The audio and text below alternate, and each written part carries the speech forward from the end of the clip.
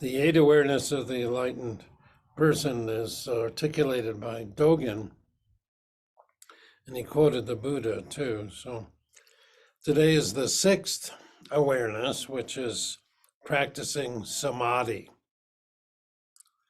And Dogen said, dwelling in the Dharma undisturbed is what is called Samadhi. Of course, the Dharma in this context could mean just our life, or in all of the activities or events or circumstances or the phenomenal world, dwelling undisturbed. It's what's called Samadhi. Being able to connect with that still point, whether the waves are turbulent on the surface, you still have a connection with that calm, still point in your life. And the Buddha said about practicing Samadhi, when you monks unify your mind, the mind is in Samadhi. So I use the original words monks, so it can apply to you whether you're a monk or not. So we'll change it to say when you practitioners of Zen unify your mind, the mind is in Samadhi. Since the mind is in Samadhi, you know the characteristics of the creation and destruction of the various phenomena in the world. For this reason, you should constantly practice with diligence and cultivate all kinds of Samadhi. When you attain Samadhi, the mind is not scattered, just as those who protect themselves from floods guard the levee. For the sake of the water of wisdom, then cultivate Samadhi well and do not let it leak out. This is called Samadhi.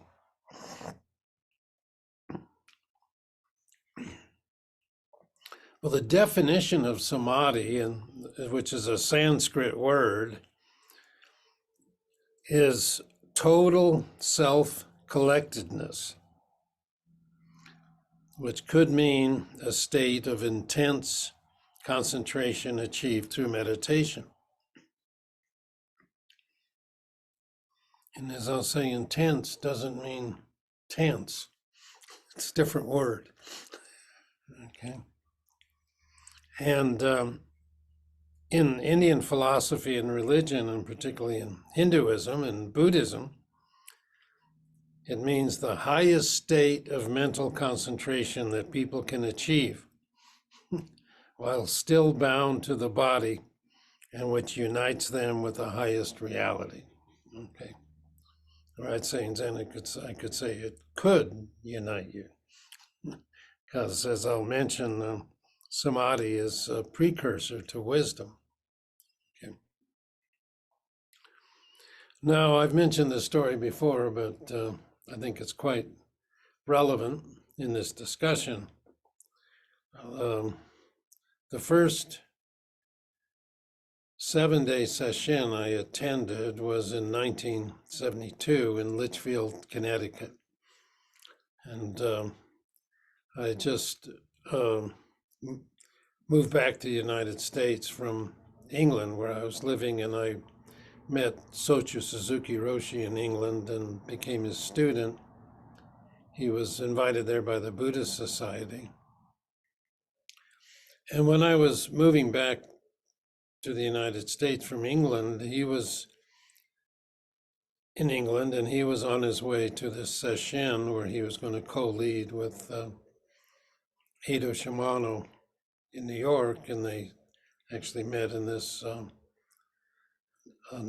it was a retired nun's home in Litchfield. And I went to the session with Sochu Roshi as his student, although it was mostly run by Edo Shimano. And we sat for 7 days during the 7-day session, and it was a very intense experience for me. You develop a lot of samadhi, a lot of concentration, a lot of ability to focus.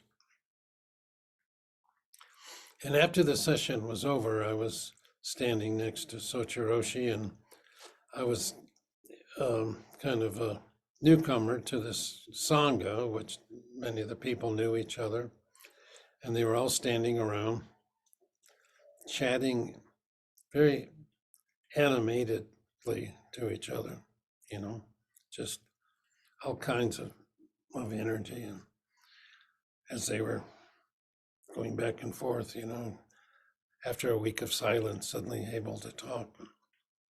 And Sochi Roshi, who did not speak very much English, his English was extremely poor, he looked at me and he said, "Samadhi, poof, poof."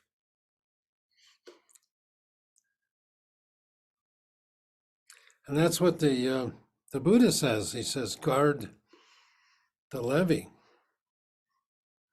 and don't let the water of wisdom leak out. So I've never forgot that. So 72, that was exactly 50 years ago. Actually, it was in April, so it was more than 52 years ago. I mean, 50 years ago. Yeah, exactly. This is 22, that was 72, 50 years. So the key to our practice is to develop samadhi and to retain it in all activities. And this is a quote from the sixth patriarch, which I've repeated many times. He said, samadhi itself is the substance of wisdom, and wisdom itself is the functioning of samadhi. So that means that samadhi itself, is the ability to stay focused and concentrated. And the way that it appears in the world, the functioning of it is wisdom. And that wisdom, the substance of it, what that means is samadhi, that's the core of wisdom, samadhi. They're intimately connected.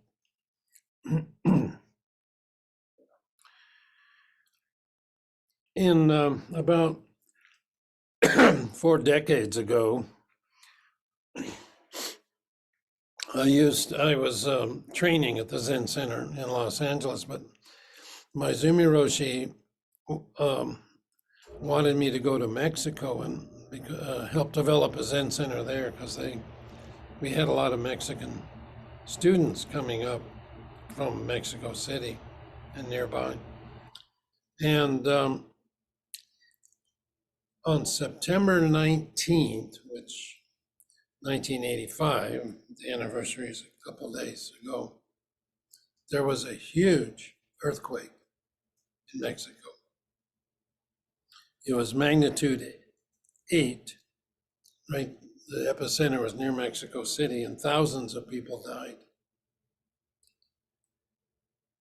And that event was particularly close to me because, as I mentioned, I had spent a lot of time in Mexico just prior to that earthquake, establishing the Zen Center there. And some of the buildings, which were as high as 12 stories, just collapsed. One floor just came down on the next and just collapsed. And I couldn't help but reflect on all of my good friends in Mexico and how they were doing. And there was a small group that regularly sat zazen in the living room of an apartment on the 6th floor of one of these big tenement buildings. And they just finished zazen and had gone to the kitchen to have some tea when the earthquake hit. And the half of the building where they just previously doing zazen slumped and fell off. Unfortunately, the kitchen was intact and they survived. But other people in the building weren't so fortunate. So one lesson is we never know when sickness or accidents are going to occur. So reflecting further and looking at the destruction in Mexico, how the buildings were constructed, they didn't have the strength to withstand the shock. And I read this explanation where they were built out of concrete and they put in this rebar, iron bars that was supposed to hold it together, but they only had the rebars going vertically. And then when the earthquake came, it shook, the concrete broke off, and then this rebar, which was vertical, just started to bend. And then when one floor went, they just fell down, one on top of the other. And now when they build them, they don't just put in vertical rebar, they put in horizontal rebar, to hold it together. So they need to have the vertical strength as well as a horizontal strength, and that's in Los Angeles, which is earthquake prone. That's the regulations there too. But I was in one of the Zen Center bought these red brick buildings in Los Angeles on the block where Zendo was, and I was living in one of them when an earthquake hit. I was on the third floor, and I've been practicing for a few years, and I thought I was prepared for any situation, but I realized right then I wasn't prepared to die. But those buildings are all now being reinforced. Actually, that one was torn down. But I want to bring this back to our practice. I'm thinking about that structure, not only having that kind of vertical strength, but we need the horizontal strength. When we sit, we have all kinds of distractions in our minds, earthquakes in our minds, tremors, tsunamis, whatever, results of whatever's shaking us up. So how do we find the horizontal strength to absorb all these mental earthquakes? So when Dogen Zenji came to China, he met his teacher Tendo Nyojo, and in the teachings Dogen brought back, he quoted Tendo Nyojo as saying, practicing single-minded, intense sitting, the 5 desires will depart and the 5 hindrances will be removed. So practicing single-minded, intense sitting. Maizumi Roshi, my teacher, always used the analogy of the magnifying glass. When you sit, your mind is well focused, single-minded and intense, as Tendo Nyojo said. And as I mentioned, intense doesn't mean tense. It just means not wavering, not wobbling.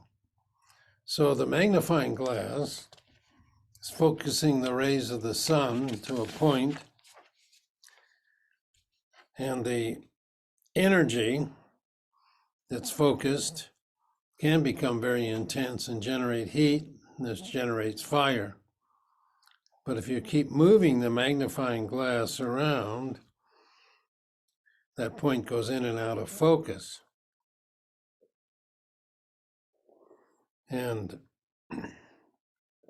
you lose the intensity. So single-minded, intense sitting is what we call samadhi. Sometimes it's called the state of unification.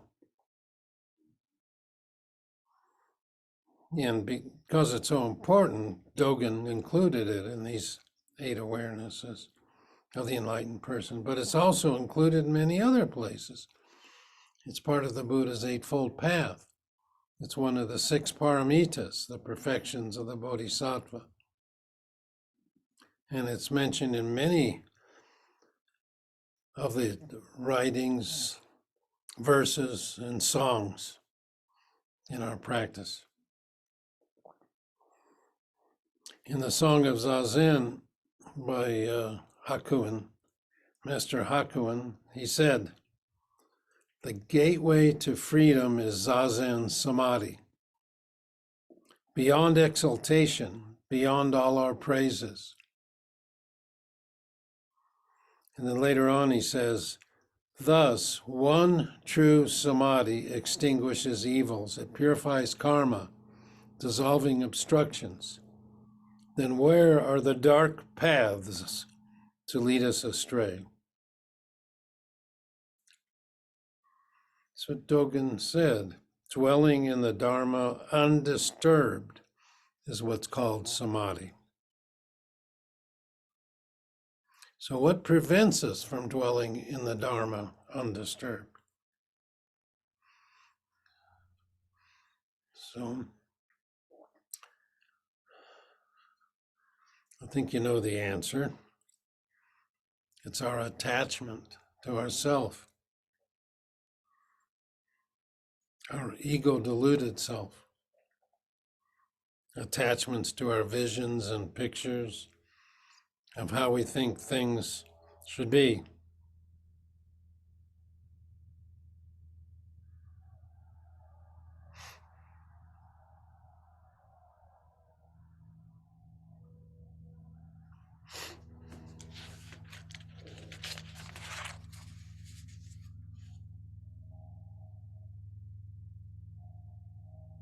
So dwelling in the Dharma undisturbed is what's called Samadhi. Whatever comes up, not being knocked off course by it. I mean, we can feel upset, we can feel disturbed, we can grieve, but not being knocked off our path, our life.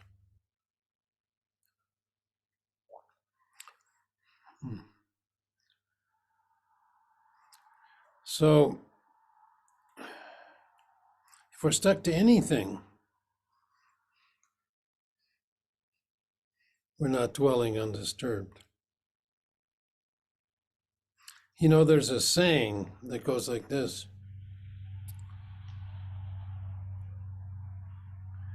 a good father is not a good father. So what does that mean? As long as you think you're a good father, you're not a good father. You're adding something extra. So dwelling in the Dharma undisturbed, does that mean you don't get angry, you don't get upset? Not necessarily. It means you don't get upset about getting upset. You don't get sad about being angry. You don't get angry about being sad. It's a state of unification, being one. And even saying being one makes a division. So that's why we say a good father is not a good father, because as long as we label it like that, then what is it? And what are we being one with? See, like the Buddha said, unify your mind, and then the mind is in Samadhi.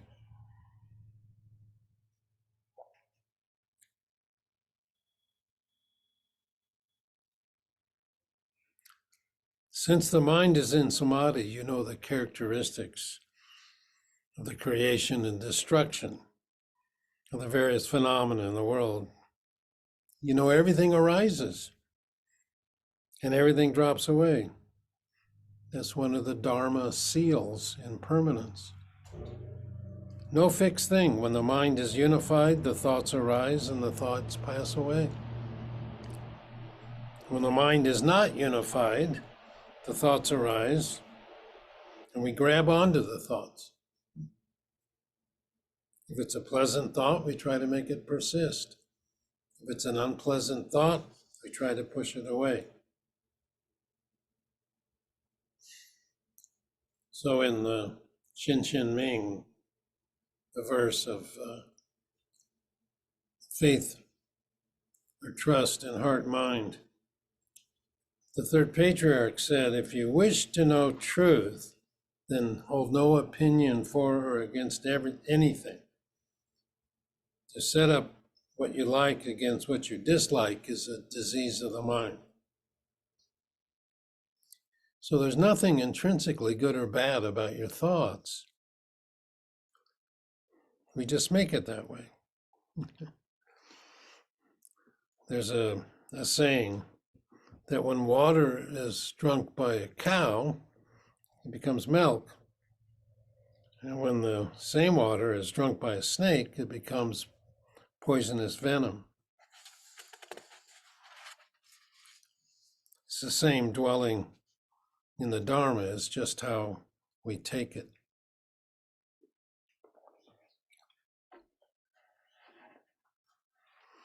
One of Maizumi Roshi's teachers is Koryo Roshi. And he had an organization called Shakyamuni Kai. And they had a slogan or a creed. It was Kai Jo A, which he wanted his students to always hold dear to themselves. So Kai Jo A, Kai is the precepts, like Jukai. Jukai literally means to receive the precepts. And Jo is Samadhi, and A is wisdom. So Kai, the precepts, unifies our actions, and Jo unifies our mind. And A is realization, the wisdom. It's like a circle, though, and it's not like it's just a progression, because you can further unify your life and your mind and clarify more deeply. But when we say it's a circle, I never liked the image of a circle. I like a helix. A helix is a circle that moves, like a corkscrew. Doesn't come back to the same place. So the more we're aware of the meaning of the precepts and unify our actions, our samadhi gets deeper. And unifying the mind and our clarity, our wisdom becomes deeper. Then that allows us to reveal the precepts even more. That's what practice is, single-minded, intense sitting, adding nothing extra, wholehearted, maintain and practice.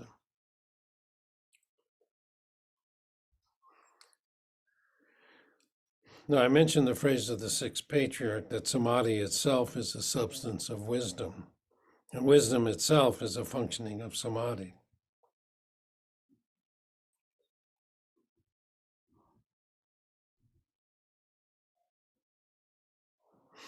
So samadhi in just sitting, when we're sitting in samadhi, in a way, there's nothing precious about it.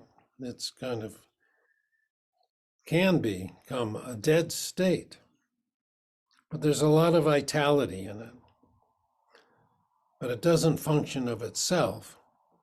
The way it functions is through wisdom. And that samadhi is a substance of wisdom. Without samadhi, there's no wisdom. And that's why Koryo Roshi had Kai Jo A. Without wisdom, there's no Kai, no precepts. And without the precepts, there's no samadhi. Now, there's all kinds of samadhi in our practice. And we can see it all around us. Professional athletes, for example, could be called the epitome of samadhi. in one sense, they don't think about what they're doing. They just are so well trained that they just react. They're totally unified. Think of a fast moving game like basketball. So the greats, like LeBron James, he doesn't think. He intuits everything that's going on in the court. And he's unified with the game. But that samadhi is what we call samadhi in the world of desires. That kind of samadhi doesn't necessarily have the power to reveal the wisdom in one's life, to reveal the meaning, the significance of the rising and falling of phenomena. It's a very specialized form of samadhi. You could say the same thing with musicians. As another example, they can get into deep samadhi when they're performing.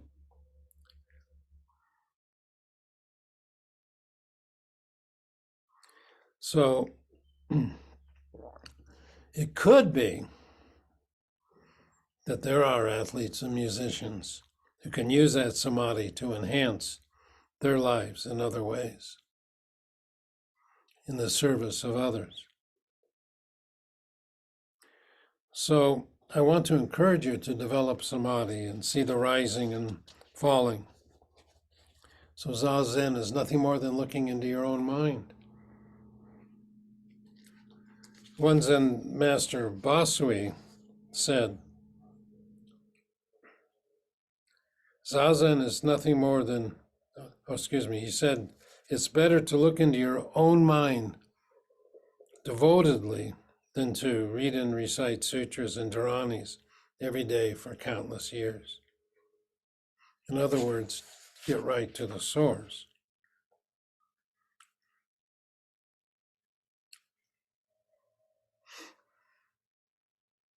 So we're all here practicing because we want to be here.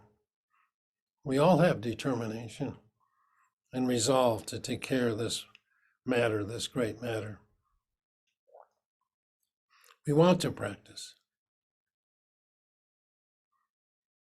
And Mr. Hakuin had this analogy. He said, suppose you had a great ship that could hold 10,000 bales of rice, and the ship is moored and ready for sailing. And a favorable wind is blowing, and the oarsmen are ready, their voices raised in song, eager to go.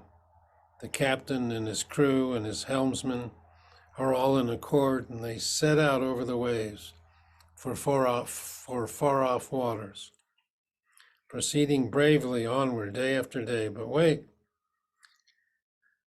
when daybreak comes, they notice they're still at the wharf because the mooring line hadn't been loosened.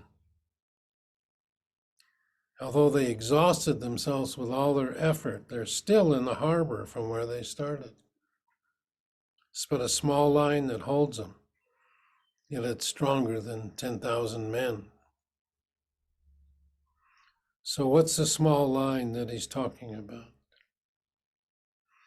So we come to Zazen and to session with tremendous resolve. This time I'm really going to do it. I'm not going to sit on my cushion and daydream. I'm not going to think about my problems. I'm going to put myself into my Zazen 100%, 110%. So day after day, we sit on the cushion and we put ourselves into it. And sometimes, no matter how hard we concentrate, we're still in the harbor. So what is that small line that keeps us attached to the wharf? Hakuin says it's the root of our delusive thoughts. It's that instant of ignorance that's come down through endless kalpas of time.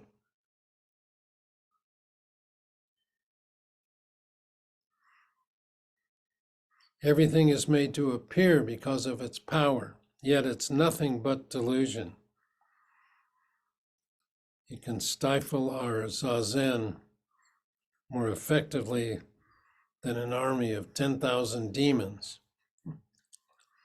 And if you examine carefully, it always comes down to one belief. And that belief is that the self is real, that I exist separate from everything else. And Hakuin calls it self-grasping ignorance. No matter how hard we try, as we hold on to that belief, our ship will remain in the harbor.